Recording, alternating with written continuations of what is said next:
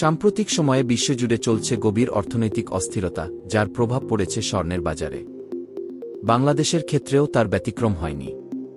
গত কয়েক মাসেই ২২ ক্যারেট স্বর্ণের ভরির দাম কয়েক ধাপে বেড়ে ইতিহাসে নতুন রেকর্ড সৃষ্টি করেছে। মাত্র একদিনের ব্যবধানে স্বর্ণের দাম ৫,৩৪২ টাকা পর্যন্ত বেড়ে যেতে দেখা গেছে। গত বছর জুলাইতে প্রথমবার ১ লাখ টাকা পেরিয়ে যাওয়ার পর এখন প্রায় দ্বিগুণ দর।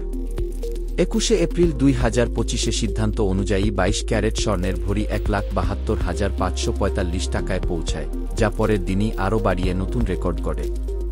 এভাবে কয়েক মাস ধরেই স্বর্ণের দাম বেড়েই চলছে।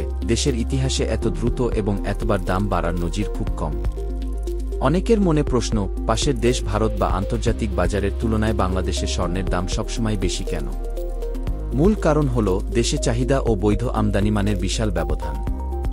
অর্থনীতিবিদ ও ব্যবসায়ীরা বলছেন, বাংলাদেশে বৈধভাবে স্বর্ণ আমদানির অনুমতি খুব সীমিত এবং উচ্চ হারে ভ্যাট দিতে হয়। ফলে আমদানির বদলে স্থানীয় বাজার বা অবৈধ পথে আসা স্বর্ণের উপর নির্ভরশীলতা বেড়েছে। বর্তমানে দেশের বার্ষিক চাহিদা ২০ থেকে ৪০ টন, তার ৭০ থেকে ৮০% মেটানো হয় চোরাই বা আনঅফিসিয়াল পথে আসা স্বর্ণ দিয়ে।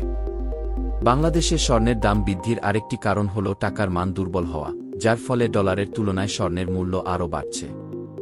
গত ২ বছরে টাকার মান প্রায় ৪০% কমে গেছে, যার ফলে আন্তর্জাতিক বাজারে দাম অপরিবর্তিত থাকলেও দেশে স্বর্ণের দাম বাড়ছে।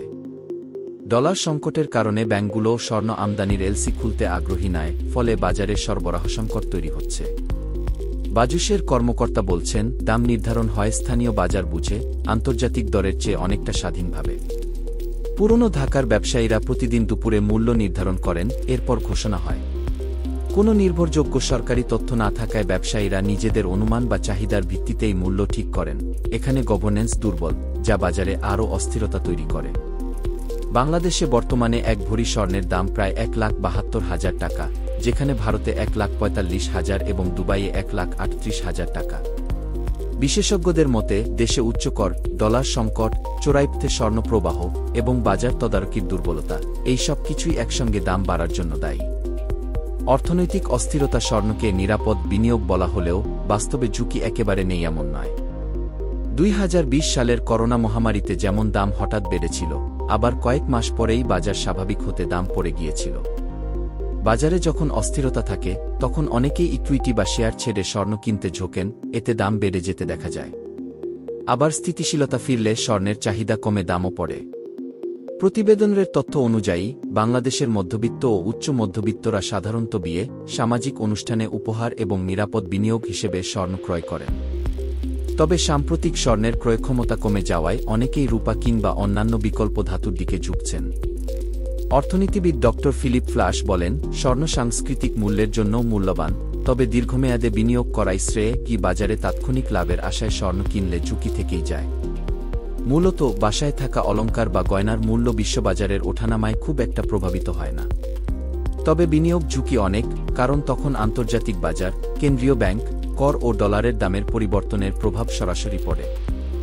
বিশেষজ্ঞরা মনে করেন, সরকার চাইলে স্বর্ণ আমদানির কর ও বাজার তদারকি আরও যুগোপযোগী ও কার্যকর করে তুলতে পারে এবং প্রতিবেশী দেশগুলোর সঙ্গে তুলনা করে নীতিমালা সংস্কার করলে দেশের বাজার আরও স্বচ্ছও হতে পারে। সিদ্ধান্তের আগে কি ভাববেন? সবশেষে, স্বর্ণে বিনিয়োগের বিষয়ে সিদ্ধান্ত নেওয়ার আগে অবশ্যই ভালোভাবে তথ্য যাচাই বাছাই করুন এবং বিশেষজ্ঞদের সঙ্গে পরামর্শ করুন।